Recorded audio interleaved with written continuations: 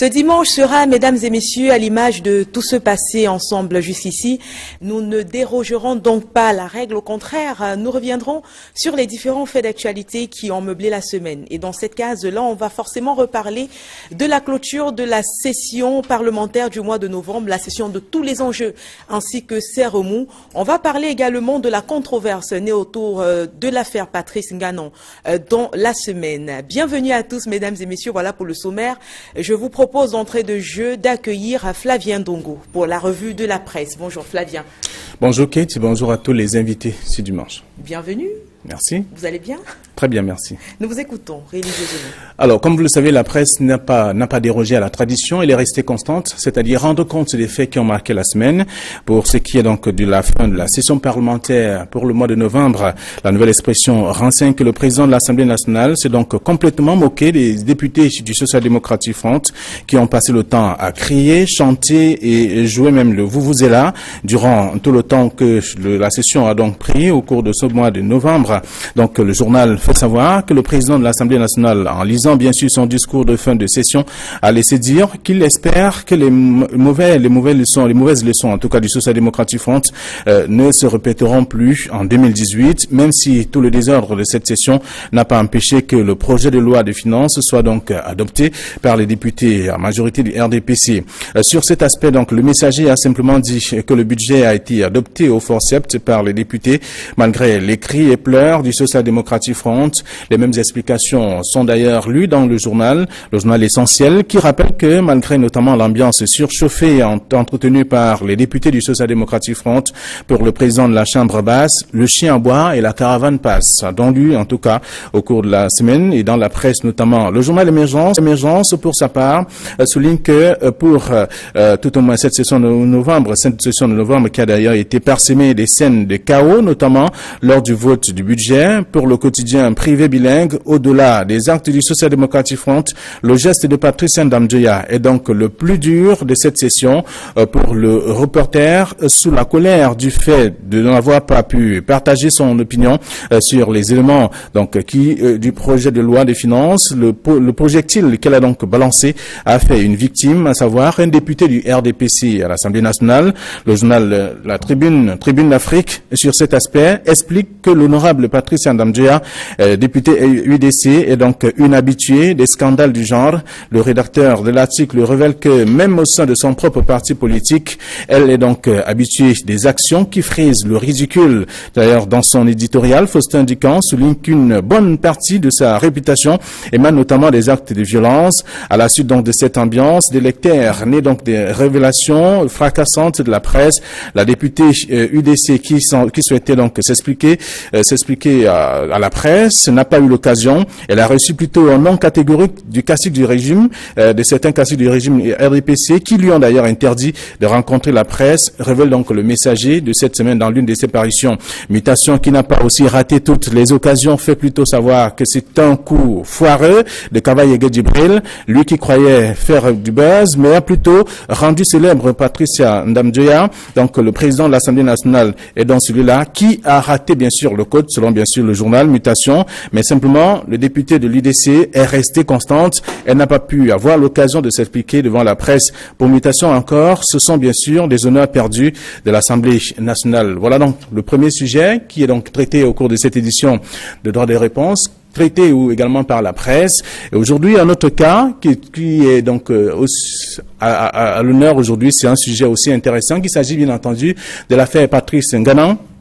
Le hebdomadaire Le Soir, qui semble bien sûr s'intéresser à ce sujet, a traité également de manière particulière le problème, rappelle qu'après bien sûr son interpellation pour des faits qui ont défrayé la chronique, plusieurs d'entre eux ont été donc rejetés par le juge, tels donc outrage au chef de l'État et autres. Seulement, le journal fait savoir que l'enseignant d'université qui s'est donc adressé de manière ordurière au président de la République et sa famille est restée en détention jusqu'à ce jour. Émergence est donc restée également dans cette logique. Le journal fait savoir que c'est une affaire qui continue de faire grand bruit, même si il n'a pas encore été libéré, parlant notamment de Patrice Nganan. Donc aujourd'hui, le quotidien Le Jour parle également de Patrice Nganan, qui même après bien sûr sa détention, il a eu l'occasion de se confier au monde entier à travers des écrits. Il continue donc de s'expliquer sur les motifs de son interpellation. Plusieurs intellectuels sont d'ailleurs sortis pour non seulement s'indigner de la sortie des propos utilisés par ces derniers qui se passent pour un intellectuel, et aussi ils ont décrié et se sont d'ailleurs désolidarisés de son comportement. Il estime qu'un intellectuel ne peut pas se comporter ainsi, donc il faut revoir cette façon de faire. C'est du moins le traitement qui a été réservé, en tout cas à ce sujet, par la presse cette semaine. On va vous remercier, Flavien, d'être venu nous produire justement ce différent traitement qui a été fait par la presse tout au long de la semaine. On vous retrouve la semaine prochaine. Merci, c'était un rendez-vous. Et à votre suite, on va introduire les différents invités qui sont avec nous sur le plateau. On va commencer par un homme politique. Il est le coordonnateur d'un nouveau mouvement qui s'appelle Tout sauf Biya en 2018, mais il est également connu en tant que communicateur, chargé de communication de l'UMS, l'Union des mouvements socialistes. Je vous prie d'accueillir, mesdames et messieurs, Narcisse Nganchop. Bienvenue. Bienvenue, merci de m'accueillir chez vous. Je voudrais dire bonjour aux téléspectateurs de la télévision Equinox. À votre suite, je vais introduire le seul journaliste du panel. Il est d'ailleurs connu pour ses multiples passages sur le droit de réponse. Aujourd'hui, il remet ça. Il s'agit d'Emmanuel Atangana. Bienvenue. Merci, bonjour Kate. Merci pour l'amitié et l'honneur que vous faites à ma très modeste personne. C'est moi qui vous remercie d'être là. M'invitant une nouvelle fois sur votre prestigieux partout. Merci et bonjour à tous les téléspectateurs ainsi qu'aux autres panélistes. Il faut dire également que l'UDC a représenté sur ce plateau en la personne de son premier vice-président, Cyril Sambaka, que nous accueillons également. Bienvenue.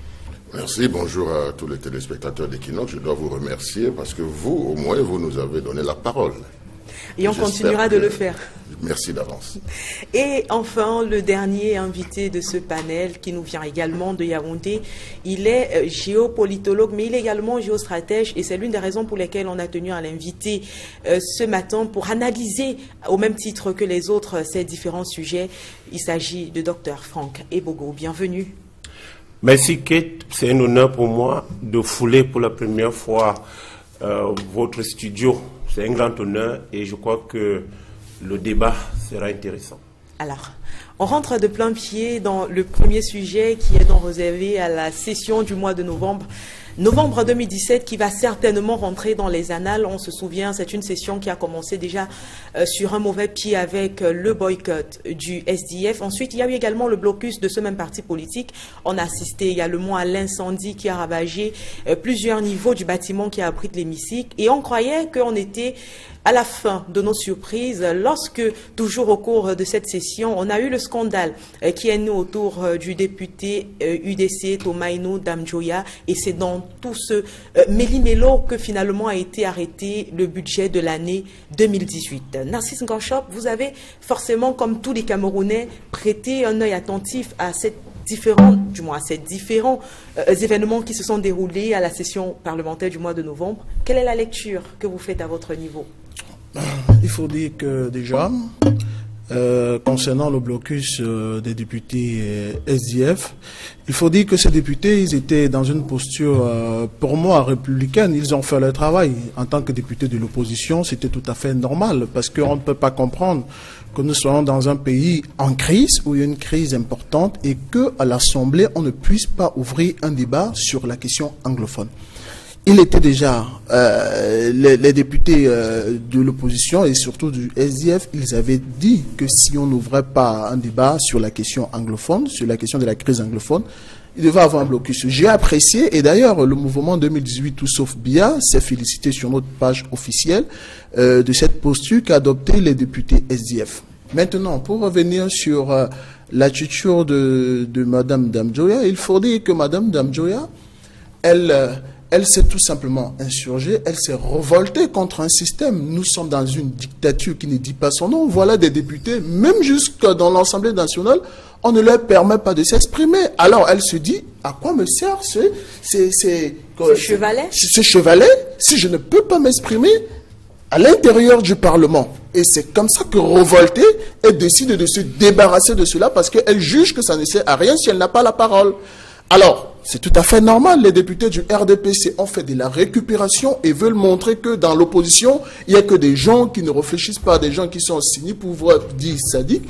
Mais non, je pense que l'acte de Mme Damjoya, pour moi-même, est un acte, même si elle ne l'a pas fait de manière explicite, si elle ne l'a pas fait expressément, je pense que c'est à encourager. Nous pensons qu'il va falloir que les gens du RDPC sachent que c'est la conséquence de ce qui arrive lorsqu'on ne donne pas la parole aux gens. C'est la même chose qui s'est passé dans les régions du Nord-Ouest. C'est la même chose qui s'est passé le 21 octobre dans la ville de Douala lorsqu'on a donné une autorisation de manifestation à l'opposition par le biais de l'honorable Jean-Michel Nietzsche, et que 48 heures avant cette manifestation pacifique, on nous a fait un procès d'intention en disant que nous ne devrions pas respecter ce qui avait été défini dans le cahier des charges. Ça, c'est un procès d'intention. On est interdit. Mais attendez, Kédiara, lorsqu'on interdit une manifestation pacifique, lorsqu'on interdit aux gens de s'exprimer, automatiquement, vous les envoyez dans le maquis. Ça, c'est un acte tout simplement de révolte.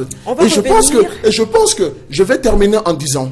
Regardez ce qui s'est passé dans l'Assemblée nationale. C'est un signe. Les gens doivent percevoir cela. Premièrement, il y a eu contestation. Ça veut dire que ce qu'on n'avait jamais vu, on a vu ça à l'Assemblée nationale. Le sang des Camerounais qui coulent dans des régions anglophones. Pour une première fois, le sang a coulé dans l'Assemblée nationale. Je vous dis, pour moi, c'est un signe fort. Et si le régime RDPC ne fait pas très attention, ça va continuer à couler sur le territoire national. Merci pour cette première prise de parole. On passe à vous, Franck Ebogo. On sait déjà que la session du mois de novembre est prioritairement réservée au budget. Alors, comment comprendre que le SDF en ait profité quand même pour imposer sa façon de voir? C'était quand même la 4e rentrée parlementaire, en même temps que le problème de la crise anglophone s'était fait connaître. Pourquoi attendre seulement maintenant? Je crois que la question, il faut l'adresser aux stratèges du SDF. Mais on peut très bien comprendre que le SDF a voulu faire de la question anglophone, entre guillemets, n'est-ce pas, une ressource politique.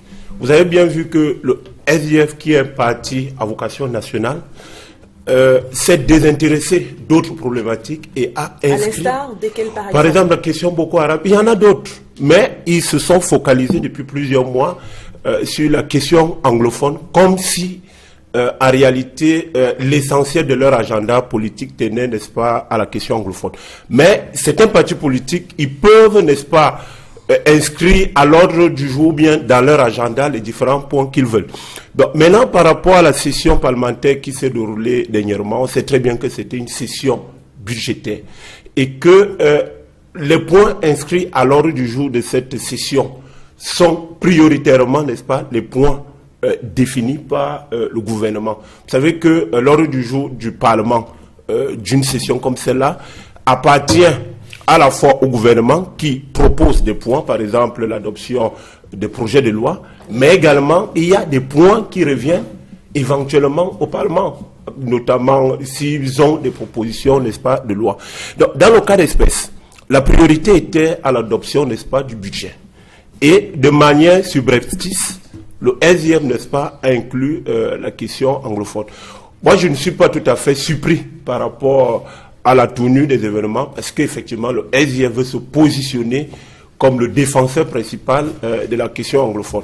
Et peut-être pour terminer par rapport à cette première prise de parole, on dira que, c'est mon analyse, hein, que en réalité, le fait que le SDF ait été débouté sur cette question-là à l'Assemblée nationale ne veut pas dire que le gouvernement s'est dessaisi ou bien ne s'intéresse pas à la question anglophone. Moi, je pense que le gouvernement a compris que le traitement de la question anglophone ne peut pas s'effectuer dans le seul cadre parlementaire. Parce que si on le fait, si on ouvre les débats au Parlement, en réalité, c'est 6 ou 7 partis politiques qui vont s'exprimer dessus. Or, la question anglophone intéresse tout le monde, la société civile. Si vous restreignez les débats à l'Assemblée nationale, eh bien, vous mettez de côté, n'est-ce pas, une bonne frange de la population camerounaise, notamment les partis politiques qui ne sont pas représentés à l'Assemblée nationale, et même la société civile, n'est-ce pas, qui auraient des propositions fortes, n'est-ce pas, pour résoudre définitivement ce problème. Très bien. Kedjara, il faut m'excuser, je vais apporter une clarification. On reviendra, je voudrais apporter une toute petite clarification. Parce qu'il faudrait dire que, il a dit que c'est clair que c'est une session budgétaire. Mais il faudrait dire que à partir du moment où il y a un cas de force majeure, cette situation peut s'inviter. À condition que avant la plénière, qu'effectivement, que ce soit validé par le bureau. Il y a une commission qui effectivement siège avant qu'on arrive en plénière. Pour valider quoi? Et effectivement, la question anglophone avait été proposée au président de l'Assemblée nationale. Oui. Ça, c'est des sources sûres parce que j'étais à l'Assemblée nationale.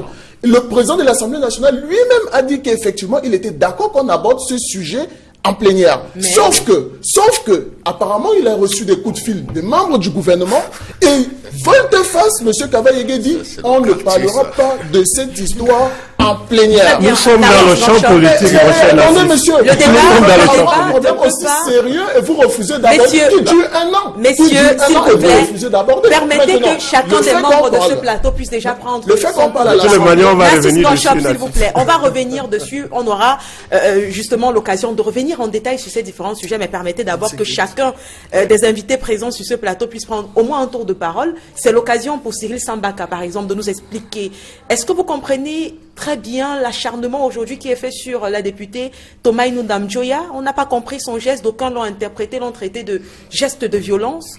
Est-ce que vous comprenez que cette dame qui a voulu, selon ses dires, revendiquer quelque chose, se retrouve aujourd'hui à être affubée du caractère de femme violente? Ça ne me surprend pas au Cameroun. Ça ne me surprend pas au Cameroun parce que les gens qui n'ont pas des arguments, ils vont dans l'invective et puis ils vont dans ce sens-là.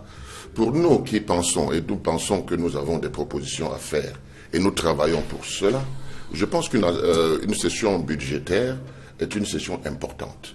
Alors, ça se prépare. Et en ce qui concerne l'UDC, je dois vous dire que nous avons fait 3 mois pour parler du franc CFA. Nous avons fait 3 mois pour parler de certains sujets, n'est-ce pas, qui devraient intéresser les problèmes, le Cameroun.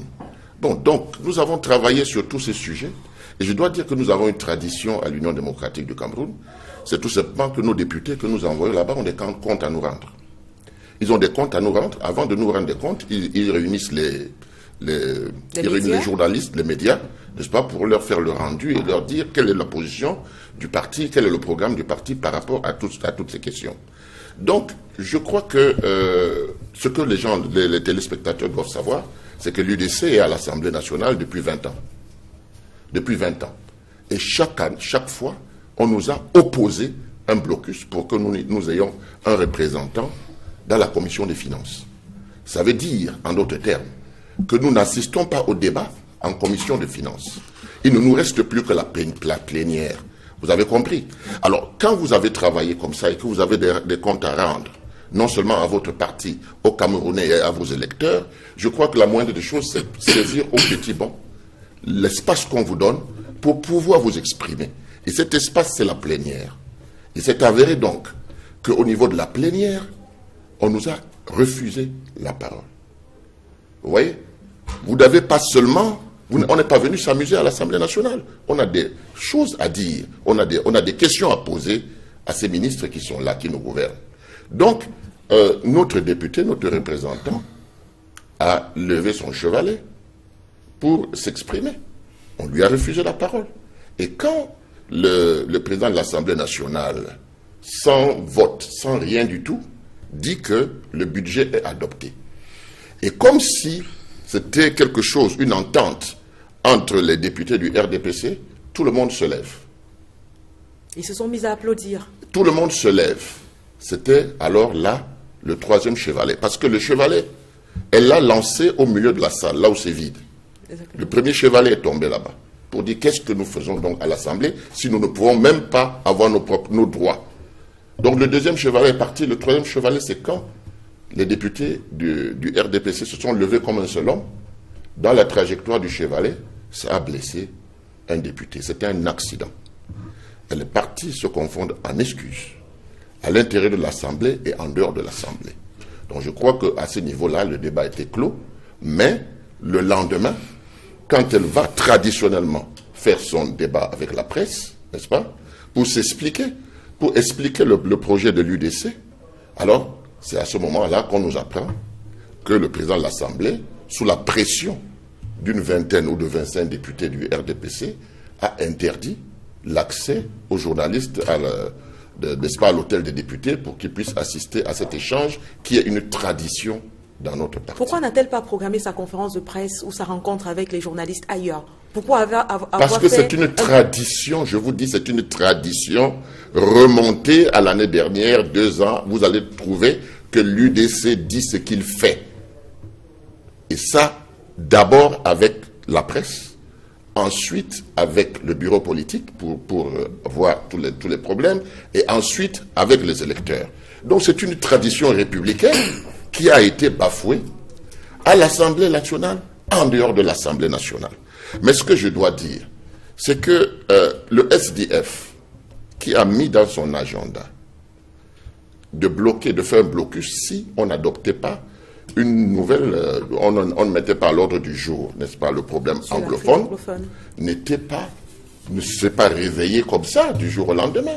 Je peux vous dire qu'en ce qui concerne même l'UDC, nous avons demandé il y a 1 an une commission d'enquête par rapport à cela au sein de l'Assemblée nationale. Le SDF a fait pareil, mais on n'a jamais écouté. Donc à la fin, le SDF a trouvé sa stratégie parce que en réalité, ce qui se disait et ce qui s'écrivait était que l'opposition ne fout rien à l'Assemblée nationale. L'opposition ne fout rien à l'Assemblée nationale. Vous savez, le problème du Cameroun a toujours été cela. Si vous voyez, les Camerounais ont un faible pour être des procureurs. Nous, à l'UDC, nous sommes des avocats. Nous défendons des causes. Vous comprenez? Mais nous ne mettons pas sur la vindicte populaire. Merci. Nous n'assassinons pas les gens. Merci. Nous ne sommes pas des procureurs. Merci. On a très bien compris votre position ce matin et on rappelle également à votre suite que généralement on va caricaturer les députés comme étant des personnes qui dorment tout au long des plaidoyers, qui se réveillent simplement pour applaudir. Et je peux dire également ce matin qu'avec ce qui s'est passé à l'Assemblée nationale au cours de cette session du mois de novembre, la façon de voir les députés va changer pour beaucoup de Camerounais. Alors, Emmanuel Atangana, je veux convoquer ici votre posture de journaliste. On a d'accord vu le SDF faire un blocus, un boycott d'abord et ensuite un blocus pour que soit inscrit le problème de la crise anglophone. Mais on est tenté de se demander à quoi aura servi tout ça, puisqu'en fin de compte, de la crise anglophone, on n'en a pas véritablement parlé dans les 2 chambres. C'est bien de convoquer la posture de journaliste que j'ai. Justement, j'en profite pour dire que les mots boycott et blocus ne peuvent pas cadrer avec ce qu'on peut appeler une manifestation du SDF à l'hémicycle dernièrement. Le SDF a juste légèrement perturbé les travaux de la session,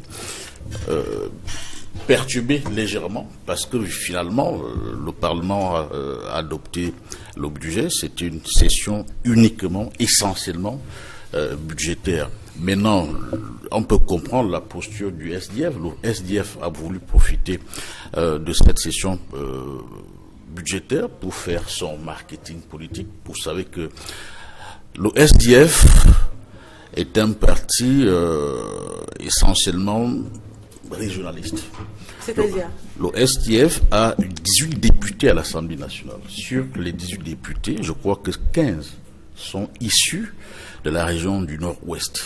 2 sont du littoral, le vice-président Joshua aussi et le président régional Jean-Michel Nietzsche. Le reste sont issus de la région du Nord-Ouest et le siège du SDF, c'est à Bamenda, dans la région du Nord-Ouest. Donc, la question anglophone, qui est une question d'ordre général, intéresse au plus haut point et au premier chef, selon le SDF, ses partis politiques, parce que justement, 99% de l'électorat du SDF se trouve dans ces régions-là. Donc, le SDF, au lieu de faire le parlementarisme de couloir, c'est-à-dire aller même aborder leurs collègues du RDPC pour leur protection. Vous savez que quand les manifestations ces derniers jours ont connu une escalade de la violence, ces députés du SDF étaient quand même en insécurité, il faut l'avouer, il faut le reconnaître. Même titre que certains députés RDPC. Oui, parce que les manifestants venaient dans leur domicile les menacer de brûler leur habitation. Donc je crois que sur ce plan-là, le SDF avait peut-être raison de manifester. Mais sur le plan purement juridique, légal, réglementaire, le SDF savait que cette manifestation ne pouvait pas prospérer pour une simple raison, ou deux. La première raison est juridique, parce que le SDF, avec ses 10 députés, ne peut pas imposer un agenda à l'Assemblée nationale. Le SDF, avec ses 10 députés, connaît bien les procédures législatives qui demandent à un parti politique d'introduire une proposition de loi auprès de la commission des présidents, qui peut la juger recevable ou non. Et le SDF, sachant qu'il est minoritaire, le seul moyen de se faire entendre, c'est de se transformer en peut-être cette espèce d'intermittent du théâtre, un mauvais théâtre. Permettez que je vous relance sur un autre plan. On est aujourd'hui en train de faire un tout petit peu le procès du SDF, mais pourtant, dans cette même Assemblée nationale, on a des députés qui sont RDPC. Mais comment comprendre que lorsqu'on parle d'un problème national, comme de la crise anglophone, qu'on ait des députés RDPC qui restent droits dans leur botte et qui décident de ne valoriser que l'idéologie de leur parti? Le docteur Ibougoua dit tout à l'heure que le problème anglophone est un problème à caractère national. Le SDF ne doit pas en profiter pour faire son marketing politique. Je suis en train de vous expliquer que le SDF, sur les 18 députés de l'Assemblée nationale, 14, je n'ai pas les chiffres exacts, sont issus de la région du Nord-Ouest, dont d'une des 2 régions anglophones. Ils font leur marketing politique. Nous sommes en fin de mandat. Le SDF est en train de faire une opération de charme envers l'électorat anglophone, parce que son électorat est essentiellement anglophone. Deuxième chose, sur le plan juridique, légal, réglementaire, le SDF sait que sa manifestation ne peut pas prospérer parce qu'ils ont violé les procédures réglementaires en vigueur à l'Assemblée nationale. Il y a 8 étapes pour qu'un texte, un projet de loi, pour le cas du SDF, c'est une proposition de loi, parce que c'est un parti politique, tout comme le RDPC, qui peut donc proposer. Quand le texte n'est même pas du gouvernement, il s'appelle proposition de loi. Pour le cas du SDF, ça ne peut pas prospérer, vu que le SDF n'a que 18 députés contre 148 du RDPC. Je vous remercie pour ces analyses. Narcisse Ngorchop, je pense également que vous avez pu vous rendre compte que c'est dans tout ce remue-ménage que la loi, disons le budget de l'année 2018 a été voté, 4 513,5 milliards de francs CFA, une augmentation de près de 139 milliards par rapport au budget de l'année 2017. Mais on comprend surtout que ce sera une année très dure sur le plan de la fiscalité pour les Camerounais qui déjà ne s'en sortent pas. Effectivement, et nous pensons que c'est aussi la conséquence non seulement du fait que nous puissions aller au FMI, mais des différentes crises que nous avons sur le territoire national, parce qu'il est clair qu'il fallait qu'on puisse revoir à la hausse le budget de la défense. Au moment 2018, tout sauf Biya voudrait qu'en 2018, si le président Biya, à la fin de ce mois, ne donne pas sa démission au peuple camerounais, nous allons engager des actions pacifiques pour amener Biya à quitter le pouvoir en 2018. Est-ce que c'est le président Biya le problème? On a l'impression finalement que les arguments s'affrontent au Cameroun. C'est un mode de gouvernance. D'autres estiment qu'il est mal entouré, d'autres estiment qu'il est lassiste, d'autres estiment que c'est parce qu'il s'est longtemps éternisé au pouvoir qu'on aboutit à ce type de problème. J'aimerais qu'on épargne un peu l'entourage du président Biya. Je ne suis pas de ceux qui ont réélu le président Biya, déjà que sa réélection pour moi, me pose un tout petit problème, vu le hold-up constitutionnel de 2008 qui a permis à cette forfaiture de 2011 pour que M. Biya soit candidat à une élection présidentielle au Cameroun. Mais là n'est pas le sujet. Il faudrait qu'on laisse l'entourage du président Biya, parce que je vais prendre un cas très simple. Même lorsqu'un chef traditionnel, lorsqu'un jeune, un enfant est pris et devient chef supérieur chez nous, par exemple, à l'Ouest. À partir du moment où il est chef, vous n'avez plus le total, vous n'avez plus de contrôle sur lui. Je pense que ce qui se passe au Cameroun, on a l'impression que le président Biya n'est pas responsable de ce qui se passe, mais c'est lui qui est premier responsable. Parce qu'au fait, c'est sa politique. C'est sa politique qu'on est censé appliquer. Alors, si quelqu'un pendant 35 ans a eu échec dans tous les domaines, la santé, l'éducation, l'agriculture, qui est même la base de l'économie du Cameroun, mais attendez, madame, pourquoi est-ce qu'on pense que c'est ceux qui sont autour du président Biya qui sont défaillants? Oui, certes, je disais, il y a des gens compétents autour du président Biya, mais tout simplement parce qu'ils appartiennent à un système, automatiquement, ils se confondent au système. J'en suis certain qu'il y a des hommes autour du président Biya, et c'est pourquoi dans notre mouvement 2018, tout sauf bien, nous pensons que dans le cadre d'un conseil national de transition, naturellement, il y a des gens du RDPC qui doivent faire partie de ce conseil national de transition, des réformistes, et des gens comme le professeur Messanga Nyamding, et des autres comme Saint-Éloi Bidou, ils sont nombreux dans le RDPC comme ça. Et même ceux qui ont fait partie du gouvernement. Donc je pense que le problème du Cameroun, c'est un individu, et c'est un système. La première des choses, lever le verrou, c'est fait partie de M. Biya en 2018. Et la deuxième des choses, ce sera casser le système. Je crois qu'on a bien compris également cette analyse-là. Docteur Ebogo, c'est bien, ça tombe plutôt bien que Narcisse Grandchop, avant vous, ait abordé la thématique sur le FMI. On se souvient justement des recommandations que le FMI avait données à l'État du Cameroun pour pouvoir finalement retrouver une meilleure santé économique. Parmi ces recommandations, il n'y avait que le train de vie de l'État devait normalement baisser. Un État qui jusqu'ici quand même a un budget essentiellement estimé à un budget de fonctionnement plutôt que d'investissement. Mais on n'a pas l'impression, quand on parcourt la loi de finances 2018, que cela a été respecté. Bon, écoutez, on n'a pas besoin du FMI pour nous préciser l'orientation de nos dépenses.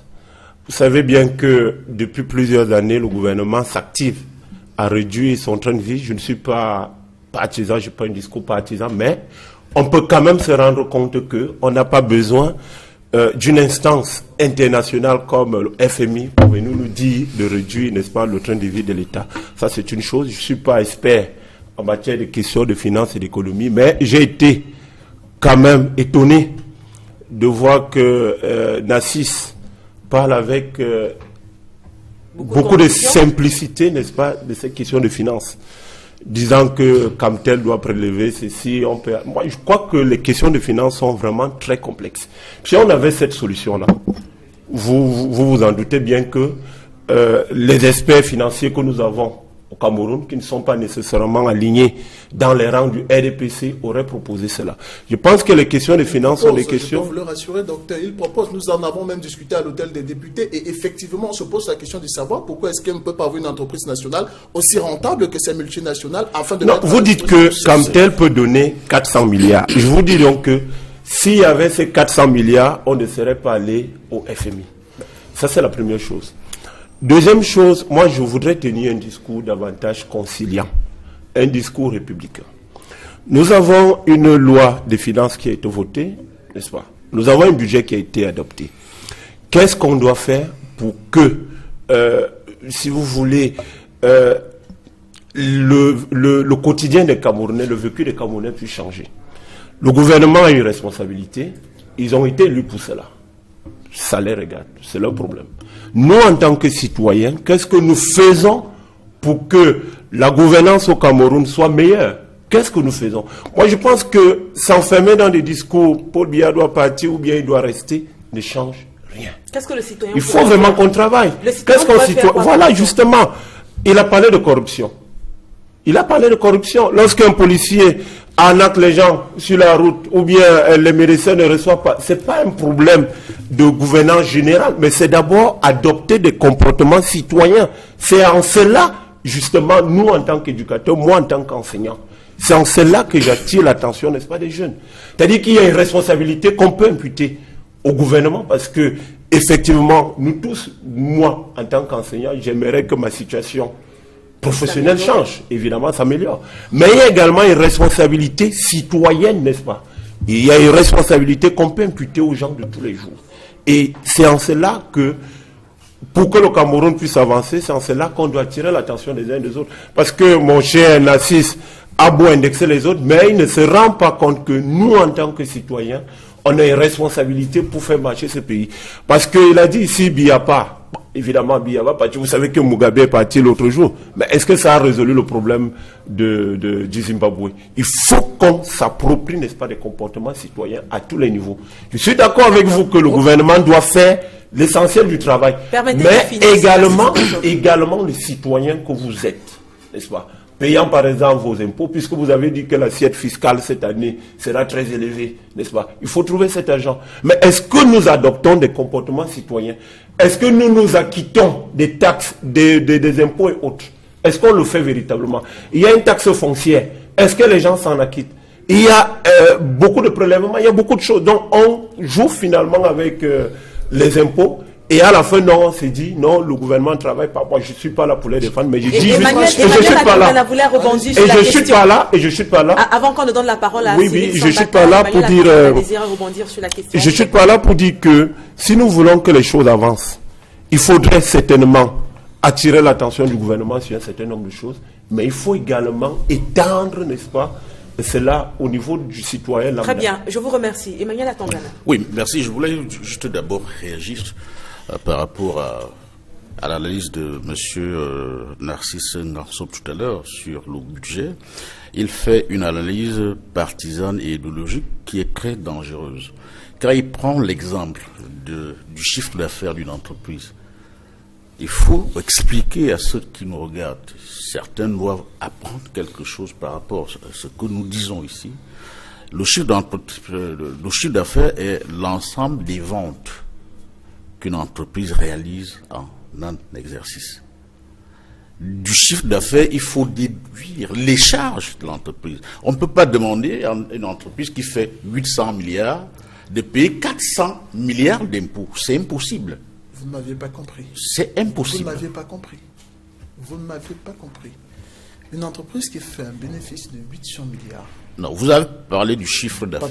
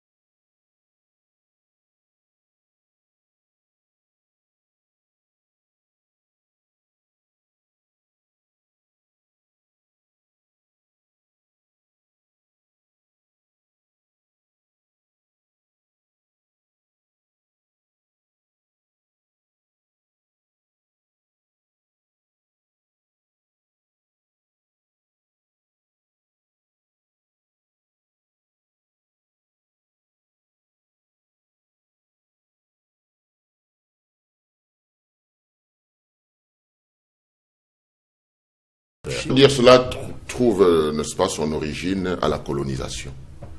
Vous comprenez? Je vais vous expliquer un certain nombre de choses rapidement. Oui.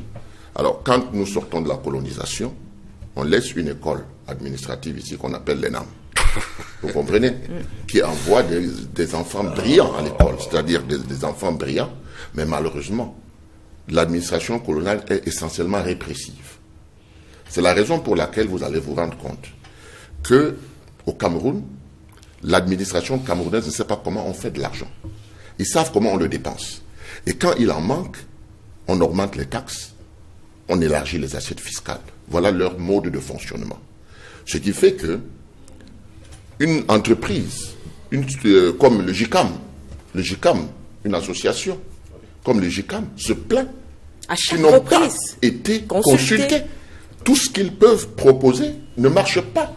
Les microfinances sont scandalisées parce qu'il y a une nouvelle taxe sur le crédit. Vous voyez? Or, les recommandations, c'était, n'est-ce pas, de réduire le train de vie de l'État. Le Cameroun est en guerre. Qu'est-ce qu'on reçoit dans ce budget? N'est-ce pas? On voit tout de suite que, au niveau du budget d'investissement, il y a accroissement. Au niveau de fonctionnement, il y a accroissement de 18%. Ça veut dire que l'État va continuer à mener sa vie princière. Maintenant, au niveau des investissements, il y a baisse de 6,5%. C'est-à-dire que les Camerounais vont souffrir davantage. C'est ça la traduction de cela. Alors, quand vous voyez la dernière année, les prévisions de taux de croissance étaient de 6,1%. Nous sommes à l'aboutissement avec 4,5%. Donc, 1,3, je pense, de différence. Alors, on avait donc le devoir, au vu de ces éléments, de baisser notre budget.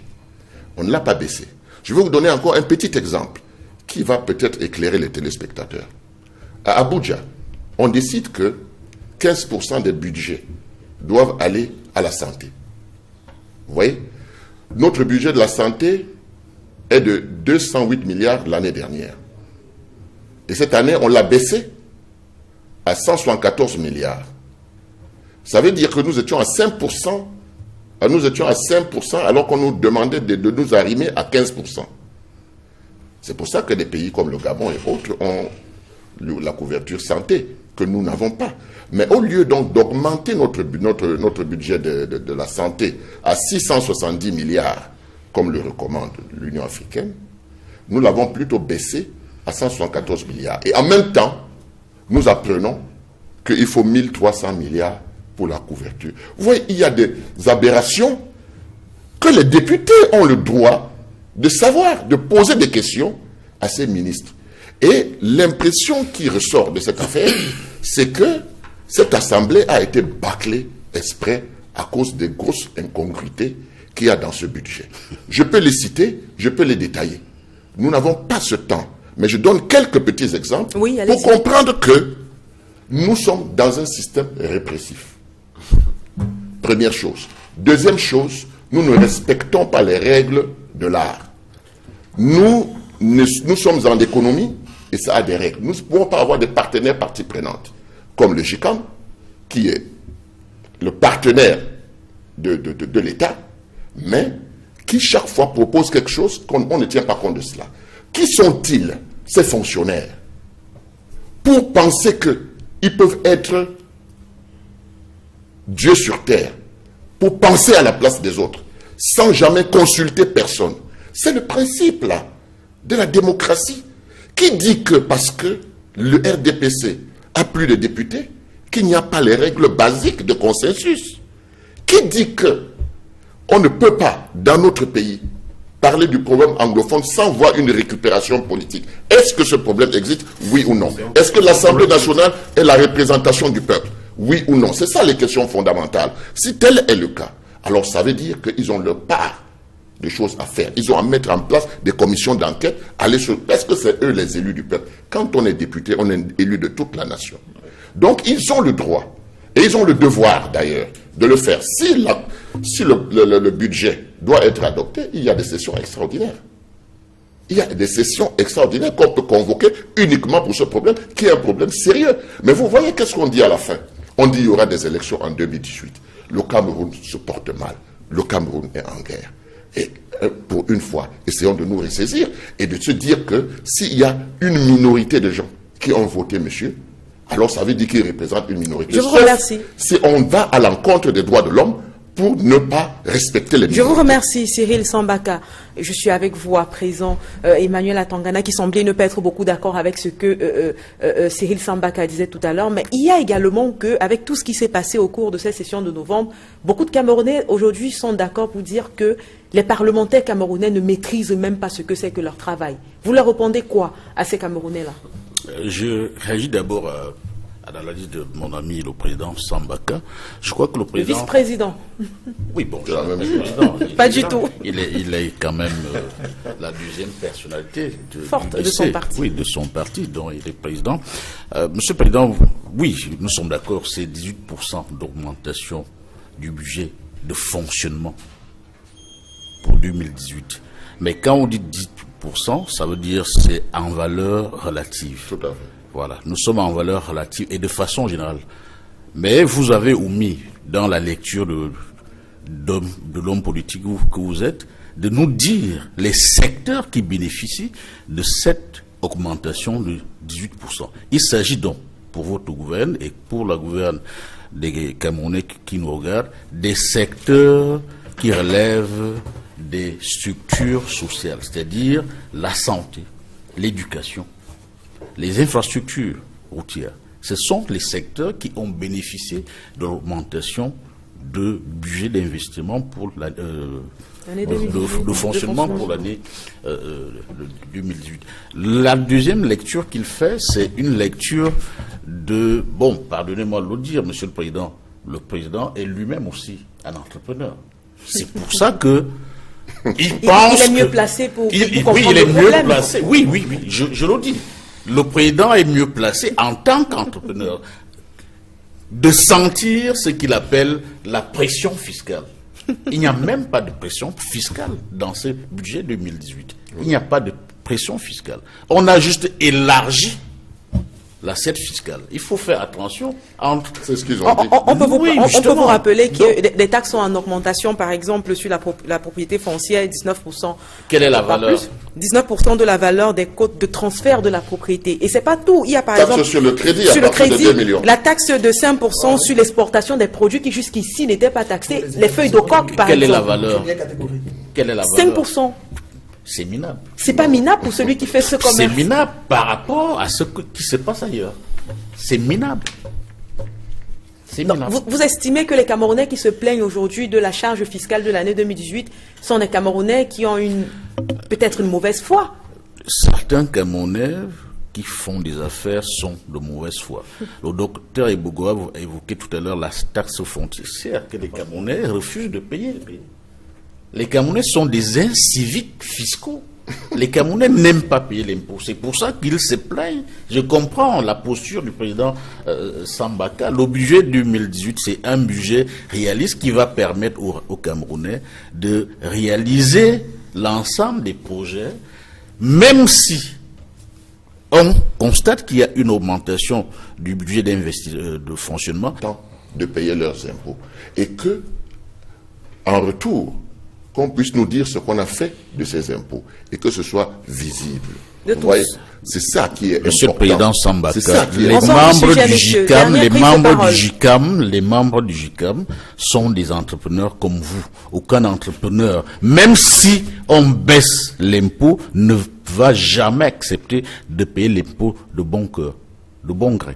Ça, c'est pour ça que on a besoin d'une Non, ils administration le font. qui n'est pas Dans coloniale sincérité, pour ils que le les font. gens puissent débattre entre eux et trouver... Parce que quand on a trouvé une règle consensuelle, à ce moment-là, elle est applicable à tous. Vous voyez? Mais quand vous avez posé vos problèmes, vos difficultés à l'État, et que l'État a fait la sourde oreille, l'État a fermé les yeux parce que son objectif, c'est d'avoir plus d'argent. À la fin, il y aura moins. C'est la raison pour laquelle, quand on fait le bilan de fin d'exercice, on voit que les objectifs ne peuvent pas être atteints parce qu'il n'y a plus d'argent qui circule. Nous sommes en guerre. On a besoin d'argent parce que la guerre coûte cher. Et le jour où il y aura plus d'argent, forcément, on va prendre dans l'épargne des Camerounais parce que la loi le permet.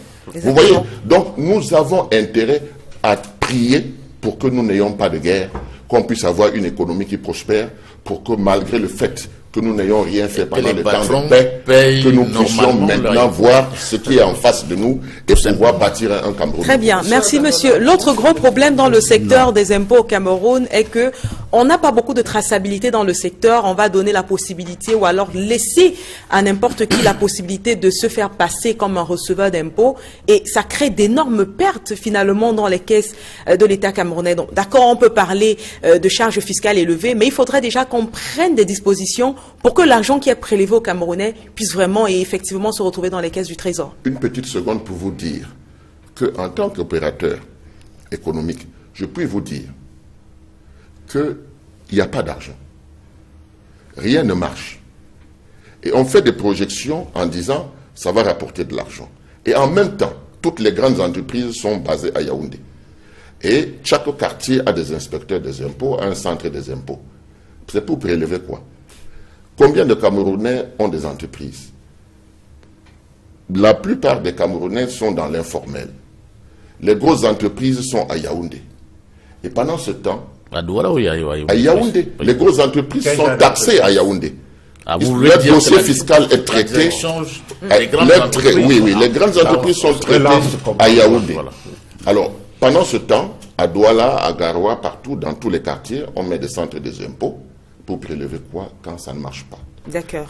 Merci, messieurs, pour vos analyses sur cette thématique-là. On va donc passer à la seconde qui concerne la controverse née autour de l'affaire Patrice Nganon. Il faut dire qu'après son interpellation et sa garde à vue, de nombreux Camerounais sont montés au traîneau, le condamnant et demandant son incarcération pour d'aucuns, mais surtout le défendant et demandant sa libération pour d'autres. La semaine a été fortement émaillée de cette actualité qui a à un moment divisé carrément l'opinion nationale et même internationale. Il faut dire dans ce sujet-là justement qu'une pétition aujourd'hui est lancée et l'objectif est de recueillir le maximum de signatures pour permettre, pour demander la libération de Patrice Nganon. Alors, lorsqu'on a remarqué, on a observé ce qui se passait autour de cette affaire tout au long de la semaine, on s'est rendu compte que beaucoup d'hommes politiques, beaucoup de personnalités ont fait des sorties sur l'affaire Patrice Nganon. Achille Mbembe, il y a également Aman Mana, qui tous deux ont quand même pondu des tribunes assez longues au cours de laquelle, certes, on condamnait certaines des pratiques de l'écrivain, mais à chaque fois, on a eu l'impression qu'il y avait une sorte de solidarité, Cyril Sambaka, pour soutenir l'écrivain. Comment vous comprenez cette solidarité? Ce n'est pas de la solidarité. Vous savez, le plus simple, c'est de prendre les choses au premier degré. Ce monsieur est allé à l'école, il enseigne, il est écrivain, n'est-ce pas? J'ai même cru entendre que, ma foi, c'était un style. C'était un style. Vous voyez, je ne suis pas écrivain. Mais je dois dire que ce qui est important, c'est que quel est le message profond que ce monsieur veut véhiculer. Il est venu au Cameroun, il a fait le tour du Cameroun, il est allé dans le Cameroun profond. Vous pensez honnêtement que moi, je peux croire que ça, c'est pour rien? Quelqu'un comme lui écrit ce genre de choses pour rien? C'est pour attirer l'attention, donc je suis à l'écoute. Je suis à l'écoute pour mieux comprendre qu'est-ce qu'il y a derrière, qu'est-ce qu'il veut exprimer. Mais malheureusement, je me rends compte que même ses collègues tombent dans le piège de faire d'abord le procès. Tout à l'heure, je vous disais que les Camerounais sont en majorité des procureurs à charge. Vous comprenez? On charge. On charge. Alors, moi, ma question aujourd'hui, c'est de savoir qu'est-ce que ce monsieur veut dire. Et on aura l'occasion de le savoir parce qu'il est en justice aujourd'hui. Il va passer en justice. On va apprendre des choses. Mais je ne prends jamais les choses au premier degré. Je me pose toujours la question de savoir qu'est-ce qu'il y a derrière, qu'est-ce qu'il défend, pourquoi il a utilisé ce langage ordurier. Est-ce que ce n'est pas pour nous dire quelque chose, mais je ne veux pas me mettre à sa place. Donc je vais attendre qu'il le dise. Si vous avez remarqué, tous les gens qui se sont érigés en procureur et qui ont tiré sur lui, tiré sur tout ce qu'il a dit,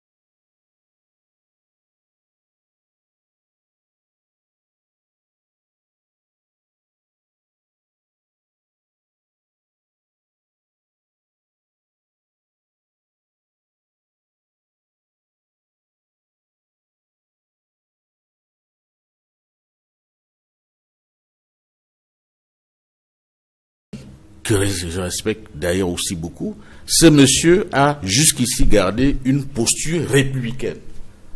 Son combat contre le président Paul Biya, c'est sur le terrain politique des idées. Encore que je ne vois même pas les idées du MRC. C'est pas de ça qu'on parle, monsieur Atangana. Je suis en train de venir. Vous m'avez posé une question. Laissez-moi venir. Vous m'avez posé une question. Je n'aurais pas sans pour autant lancer des flèches sur des personnes qui ne sont pas là pour se défendre. Je ne lance pas une flèche. C'est son style. Je ne lance pas une flèche. Je suis même en train de féliciter le président Kamto et le président... D'accord. Avançons. John Fundi, qui n'ont jamais insulté le président Paul Biya. Leur combat, c'est un combat d'idées, s'ils en ont. D'où vient-il que quelqu'un qu'on présente comme écrivain, quand on est écrivain, encore que je ne crois pas que ce monsieur soit écrivain. On m'a dit qu'il a eu un il est peut-être... Il a remporté les prix. Bon, il est peut-être auteur de livres, mais écrivain, pour moi, non. Donc, c'est un fait banal. C'est un fait divers banal. J'en frissonne de l'odeur, d'apprendre que sur un plateau de télévision sérieux comme celui-ci, on parle de l'affaire Ghana. Elle a fait l'actualité, cette affaire-là. On va rester toujours... C'est pour ça que je dis que je respecte les choix éditoriaux de mes confrères qui ont mis ça sur un... Vous êtes très mal à l'aise dans le sujet, mais vous allez forcément trouver le moyen de donner votre point de vue, d'édifier les personnes qui vous en disant que ce monsieur a insulté sur la place publique un chef de l'État. D'accord. On va rester de votre côté, mais pas pour vous, pour le docteur Ibogo. On a assisté au cours de la semaine à une sorte de rétropédalage dans cette affaire. Le chef d'accusation pour outrage a été enlevé de la liste et on s'est beaucoup plus focalisé sur l'immigration clandestine, le faux et usage de faux. Déjà, la première question dans ce grand ensemble, comment expliquer ce rétropédalage? On a, en fin de compte, avec beaucoup de recul, l'impression qu'on veut à tout prix condamner le monsieur, l'acteur, l'écrivain, Patrice Nganon. Bah écoutez, à la suite d'Emmanuel Atangana, je dirais que je suis très mal à l'aise. Au moins pour 3 raisons. Je vais vous donner les raisons qui ne sont pas nécessairement les mêmes que celles de M. Emmanuel Atangana. La première, il s'agit d'une affaire de droit commun, il a dit. Donc, on ne viendrait pas parler ici de quelqu'un, je prends il y a beaucoup d'affaires. Qui a voulu un régime de planton. On ne viendra pas en parler. Donc, c'est une affaire de droit commun. La première chose. La deuxième chose, c'est une affaire pendante. Je suis très mal à l'aise. Et la troisième, j'ai appris que c'était un enseignant. Et je suis mal à l'aise lorsqu'il s'agit de parler d'un collègue. Même s'il y a des collègues, des aînés, n'est-ce pas, qui ont pris position par rapport à cette affaire. Donc je suis très mal à l'aise, et surtout lorsqu'on a voulu banaliser cette histoire. D'ailleurs, même à l'entame de votre propos, vous avez dit que pourquoi est-ce qu'on l'arrête? C'est une affaire très grave. C'est une affaire très grave. Il y a trois motifs qui ont été arrêtés, 3 chefs d'accusation qui ont été arrêtés. De mémoire, je cite 2. Le premier, il s'agit d'apologie des crimes. Deuxième, il s'agit de menaces de mort. Si vous avez lu ce qu'il a écrit, moi j'ai pris le temps de le lire, et que vous reveniez en studio, vous dites que c'est banal, on doit le libérer, mais attendez. Bon, maintenant, il y a sa ligne de défense qui dit qu'il s'est exprimé comme écrivain, au sens figuré. Il va donc répondre, n'est-ce pas, devant les juridictions compétentes, qui vont donc voir si on ne doit pas le prendre à la lettre, s'il s'agit plutôt des propos tenus, n'est-ce pas, de manière figurée. C'est la justice qui va déterminer ce côté-là. Mais je dis, comme l'a dit Emmanuel Atangana, je suis vraiment très gêné. Bon, maintenant, est-ce que par rapport à d'autres affaires, on n'a pas vu des chefs d'inculpation, n'est-ce pas, les chefs d'accusation changer en cours de procédure? Il y en a souvent eu, non? C'est-à-dire que quand on arrête quelqu'un, on lui reproche parfois 9 choses. Il y a 9 chefs d'accusation. Mais en l'exploitant, on peut se rendre compte, parce que le procureur peut se rendre compte que sur tel chef d'accusation, il n'y a pas d'éléments, ça tombe. Et on peut donc retenir, évidemment, on peut avoir 9 au début, et on peut avoir la liste qui se resserre autour de 2 ou 3, parce qu'on a suffisamment de preuves à ce niveau. Donc on l'arrête d'abord et on cherche ensuite. Je ne suis pas en train de justifier quelque chose, je n'entre pas dans les méandres de la justice, parce que je ne sais pas comment ça fonctionne. Je suis modestement enseignant de géopolitique et de géostratégie, et j'essaie de comprendre ce qui se passe. Bon, maintenant, si vous dites qu'on ne devrait pas l'arrêter, le relâcher, cette question-là, vous pouvez la poser au juge, qui a certainement plus d'éléments que vous et moi, et qui sait pourquoi il a arrêté et l'a conduit alors qu'on l'attendait dans sa cellule au commissariat, mais qu'on l'a conduit en prison. Très bien. Nancy Ngachop, dans l'une de ses sorties, Aman Mana a dit « La seule personne qui devrait être taxée d'outrage s'appelle Paul Biya Barthélemy Bivanda. » Lui qui a imposé sa présence au Camerounais pendant plus de une trentaine d'années. Et on peut dire que c'est un argument quelque part qui est rejoint également, ou bien un même argument qui est défendu par Achille Mbembe, lorsqu'il dit, je cite, « Patrice Nganan, bien que sulfureux et schizophrène, est victime d'un système, le nôtre. » Partagez-vous ce point de vue? Je voudrais déjà dire... Vous voulez qu'il dise quoi? Lui-même dit qu'il lui crée... Permettez qu'il donne son point de vue lui-même. Il est sur le plateau, monsieur Atangana. Je suis désolé, Vous posez une question à un monsieur qui a créé un mouvement qui s'appelle Tout sauf Kolbia. Si dans votre quotidien vous n'êtes pas poli, soyez poli sur ce plateau, je vous en prie. Bon. Si je l'ai dit maintenant, je vais dire, le compatriote Patrice Nganan, si jamais de sa prison il nous écoute, qu'il sache qu'il a tout notre soutien. Le soutien de qui? D'avoir insulté. D'avoir insulté. Qu'est-ce qu'il a dit? Il a insulté. C'est moi qui pose les questions sur le plateau. Monsieur Atangana, oui. Je vais vous dire. Narcisse, je vais vous dire. Je vous ai dit encore au départ que nous n'étions pas d'accord pour l'injure. Je suis d'accord avec vous. Nous ne sommes pas d'accord pour l'injure. 2 secondes. Monsieur Atangana. 2 secondes. Oui, allez-y. 2 secondes. Allez-y. Vous venez de prendre l'exemple du président d'Ababo, d'ailleurs mes condoléances sincères au président Joshua aussi, qui est mon ami. Vous avez pris l'exemple du sud-ouest pour aller chez lui. Moi, je suis du sud. Je suis du département de l'Océan. Donc, c'est ce qu'on appelle le pays, organisateur. Je suis de Mvenge. Vous savez comment je fais pour partir de Mvenge jusqu'à Kribi, qui est mon... Écoutez, moi, 2 secondes. Jusqu'à Kribi, qui est mon chef-lieu de département. Je vais vous couper, monsieur Atangana. Non, s'il vous plaît, s'il vous plaît, c'est mon temps de parole. C'est mon temps de parole. Monsieur Nganchop, je vais rajouter votre temps de parole. Permettez qu'il chute, s'il vous plaît. 2 secondes. Vous savez comment je fais pour partir? Je parcours 4 régions du Cameroun pour atteindre mon chef-lieu de département. Quand vous dites que le président Joshua, si on a fait 9 heures pour arriver chez lui, moi je fais combien d'heures? C'est votre problème si vous ne revendiquez pas, monsieur. C'est votre problème. Je vous dis que c'est votre problème si vous ne revendiquez pas. C'est votre problème. Écoutez-moi, monsieur Atangana, le Cameroun en général a des problèmes.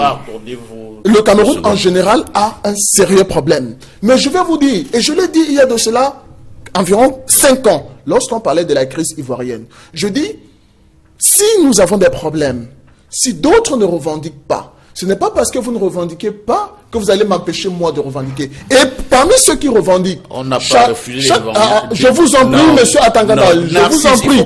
Chacune de ces personnes a sa façon de revendiquer. Maintenant, revenons dans le contexte de Patrice Nganan. Je dis bien, lorsque vous faites le tour du Cameroun, lorsque vous allez dans des zones où des Camerounais meurent, vous vous rendez compte, vous vous posez la question de savoir, bon Dieu, qui est à la tête de ce pays. Et dans ce contexte-là, il peut vous arriver de dire des choses que vous allez regretter après. Mais, par conséquent, j'ai une deuxième lecture. La deuxième lecture est celle que nous avions faite. Je reviens sur le 21 octobre. Pourquoi? Parce que quand et là, je précise que votre temps de parole est en train d'être rajouté. Merci. Je reviens sur le 21 octobre. Pourquoi? Parce qu'au fait, beaucoup de personnes ont pensé que l'honorable Nietzsche et ceux qui étaient autour de lui ont échoué, on les a empêchés. Nous avons réussi. Nous avons réussi pourquoi? Parce qu'une fois de plus, Nous avons montré aux amis du Cameroun à l'international que nous avons affaire à un régime autoritaire, à une dictature qui n'a pas de nom. Et je pense que le fait d'arrêter, parce que qu'est-ce qu'il fait, Patrice Ngana? Patrice Ngana dit, je vous en prie. Patrice Ngana dit ceci. Patrice Ngana, je vous en prie. Je vais vous perturber comme ça, mais si vous avez l'habitude de perturber comme ça, je vous prie de rester poli, s'il vous plaît. Je vous retire la parole à tous les deux. Je vous retire la parole, monsieur, et je la donne, non, je vous retire la parole et je la donne à Cyril Sambaka, qui apparemment est la seule personne posée de ce plateau. Pourquoi vous faites de tout ce désordre? On ne vous écoute pas, messieurs. On ne vous écoute plus à la maison quand vous êtes tous à la fois en train de parler. Je suis avec vous, Cyril Sambaka. J'observe depuis le docteur enseignant. Je me rends compte qu'il est un consultant. Et comme le parti qui a de l'argent pour consulter, c'est le RDPC, les téléspectateurs pourront apprécier. Vous voyez, c'est pas moi. Je dis tout simplement que c'est normal que vous ayez quelques sympathies.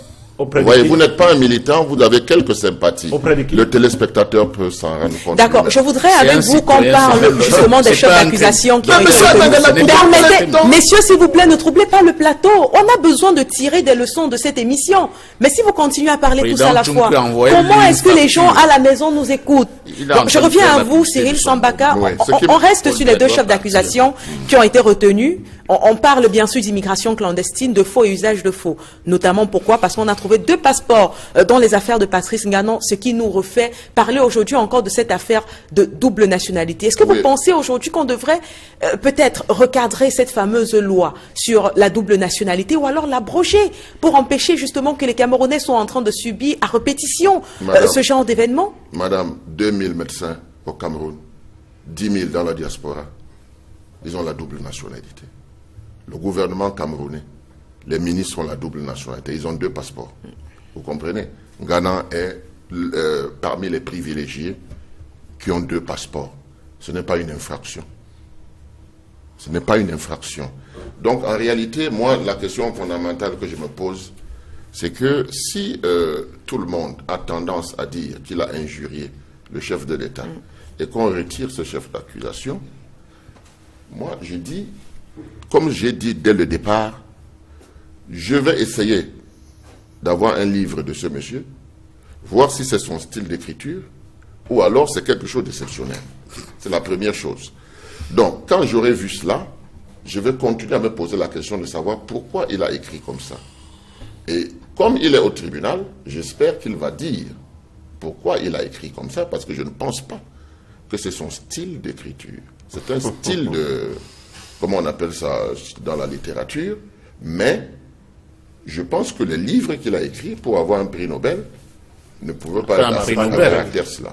Pas le prix Nobel, mais un prix tout de même. Monsieur Atangana, un prix tout de même. Donc, en réalité, maintenant, quand je regarde tous ceux qui écrivent par rapport à ce monsieur, j'ai l'impression que tout le monde est à la recherche des mots, des ronflants, une nouvelle littérature.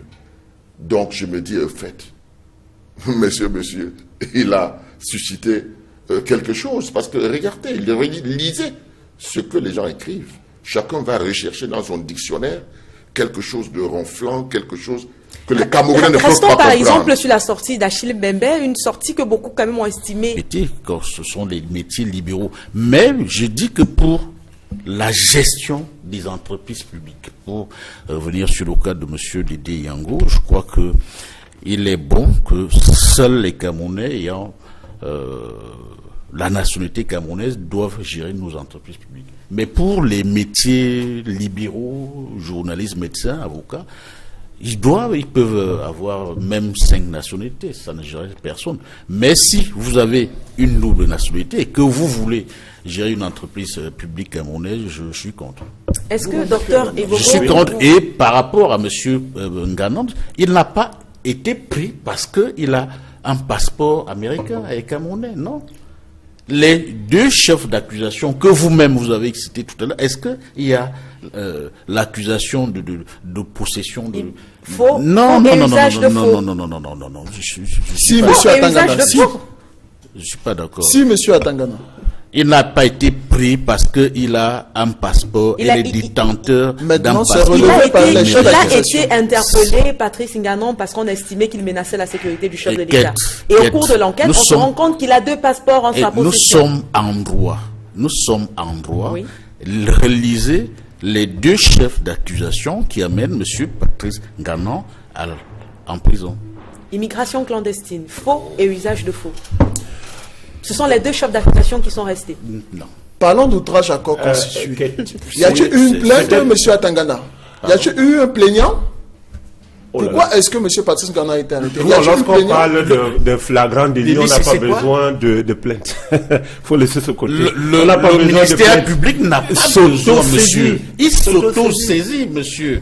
Monsieur le président du mouvement... 2018, tout sauf hier. Oui, mais ce monsieur doit donc d'abord étudier bien le droit et l'économie avant de demander au président de partir. D'accord, on était avec le docteur Erogo. J'ai peut-être 2 ou 3 observations. Lorsqu'on est consultant, vous n'avez pas besoin de me répondre. Bon, d'accord, mon cher Cyril. Je voudrais juste dire que lorsqu'on est consultant, il peut arriver que dans la prise de parole, on soit proche. On peut être d'accord comme on peut ne pas être d'accord sur certaines questions. Mais ça ne m'enlève pas l'étiquette de consultant. Et pour revenir à autre chose, donc maintenant, pour revenir à ce qui nous intéresse ici, je voudrais dire que moi j'ai été très surpris lorsque Nassis dit qu'il le soutient. Dites que vous soutenez le combat. Et d'ailleurs, Cyril l'a dit tout à l'heure, le combat. Vous soutenez le combat, c'est-à-dire vous êtes tous contre Biya. On est d'accord. Mais vous ne pouvez pas dire que vous supportez la forme. Non, je soutiens la personne. Je ne suis pas peut-être d'accord avec des propos injurieux. Je suis d'accord dans ce cas. Je ne suis pas d'accord avec des propos injurieux, mais je dis, ça dépend du contexte. Vous avez donc parlé, je dis, on est donc d'accord que vous ne soutenez pas la forme, c'est-à-dire les propos. Effectivement.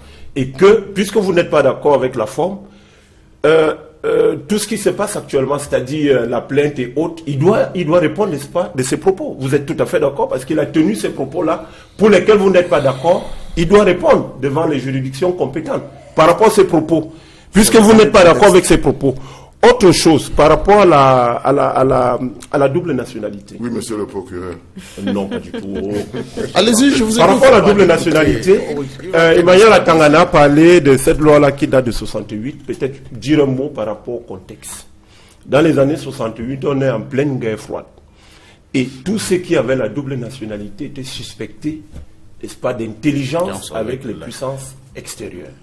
Nous sommes d'accord que le contexte a changé, n'est-ce pas, et que cette loi-là doit être abrogée. Je ne suis pas sûr que, même dans le sérail, les gens soutiennent, ce d'autant plus que certains ont la double nationalité. Pour la plupart, il faut dire. Voilà. Je ne sais pas si vous avez des statistiques là-dessus, mais il faut être prudent. Certains ont, c'est mieux de le dire comme ça et non la plupart. Eh bien, je ne suis pas sûr que les gens soutiennent encore cette loi. Elle doit être revue, elle doit être abrogée. On est tout à fait d'accord. On sait que actuellement, les plus grands pays, les plus grandes puissances mondiales sont des puissances d'abord diasporiques. C'est-à-dire que vous avez une diaspora vous avez des nationaux qui sont installés à l'extérieur, qui ont la double nationalité, mais qui continuent, n'est-ce pas, de travailler pour le développement du pays. Et peut-être pour sortir par rapport à autre chose qui a été dit, je pense que la réaction de certains de mes collègues, surtout des aînés, je ne vais pas les citer ici, par rapport à la virulence des propos de Ngalan peut se comprendre. Parce qu'il y a quelques années, moi j'ai lu une tribune qu'il avait adressée au professeur Wonangini. Moi je l'ai lu, ce n'était pas vraiment tank. C'était vraiment violent. Bon, maintenant qu'on condamne la réaction... Vous dites bien qu'il y a quelques années, on comprend bien que c'est le style du personnage. Non, oui, c'est le style. Mais je dis ceci, c'est un écrivain. Je suis d'accord. Il a remporté des prix, il enseigne aux États-Unis, on est d'accord. Pour la gouverne de M. Atangana. Non, ce n'est pas une information. On peut donner... Il en a certainement besoin. Au vu de ses propos tout à l'heure, il en a besoin. Vous voulez me distraire, mon cher Nassis. Non, je disais ceci. C'est un écrivain, on ne dit pas. Mais il y a des intellectuels qui disent que c'est un piètre écrivain. Moi, je ne sais pas, je ne l'ai jamais lu. Mais je dis tout simplement que... Vous avez lu l'une de ces tribunes, vous venez vous le dire. J'ai vu les titres... Non, c'est pas un ouvrage. Une tribune sur le net. C'est le lire aussi. Non, c'est pas un livre. Mais c'est le lire, c'est connaître le style de l'écrivain. Peut-être je vais préciser. Je n'ai pas lu ses ouvrages, Voilà, mais j'ai lu sa tribune à Facebook adressée à un aîné. Et j'ai dit qu'il était virulent. Et à l'époque, je me posais bien des questions comment l'aîné avait réussi, n'est-ce pas, à être calme. Donc, maintenant, on ne peut pas s'étonner que devant cette situation, les langues se délient et que les gens profitent de cette situation-là, n'est-ce pas, pour lui dire que lorsque tu nous attaquais, lorsque tu nous adressais des propos malveillants, tu étais tranquille, tu te réfugiais. Maintenant, tu dois donc répondre de tes actes. Donc, c'était juste ces petites précisions-là. D'accord. Nassis Ngrancho, votre point de vue sur la loi, la fameuse loi de 68 sur la double nationalité? Bon, bien, il est clair que cette loi de 68, elle est obsolète. Ouais, on est d'accord. Aujourd'hui, vraiment, je ne comprends pas comment on peut continuer, mais il faut dire que, comme dans plusieurs secteurs, il y a des turiféraires du régime qui profitent, qui bénéficient de cette loi-là pour se maintenir à leur minuscule poste, tout simplement parce que ces personnes, elles pensent que si on permet à ce que des Camerounais qui ont une autre nationalité reviennent au pays pour se mettre à la disposition de la nation, elles peuvent automatiquement rivaliser avec elles et pourquoi pas prendre leur poste. Voilà pourquoi il y a certains turiféraires qui préfèrent maintenir même cette les gens loi, de l'opposition, quitte à prendre le pays en otage, parce que en maintenant cette loi, nous nous rendons tout simplement compte que nous perdons beaucoup de nos valeureux Camerounais qui ne peuvent pas venir servir la nation tout simplement sur une base fallacieuse de double nationalité. Pourtant, la plupart, je disais tout à l'heure, j'étais en train d'argumenter en disant la plupart de ceux ou de ces personnes-là, celles-là qui sont aujourd'hui dans des postes bien placés dans notre pays, ces personnes-là ont des doubles nationalités. Je ne vois pas pourquoi au Cameroun, il y a du 2 poids 2 mesures. Il faudrait qu'on a tout simplement que cette loi soit abrogée et puis qu'on essaye d'entrer réellement dans une république moderne. Très bien. Et c'est avec cette dernière prise de parole qu'on va mettre un terme à droit de réponse de cette édition. On se retrouve dimanche prochain à la même heure avec le même plaisir. Déjà ?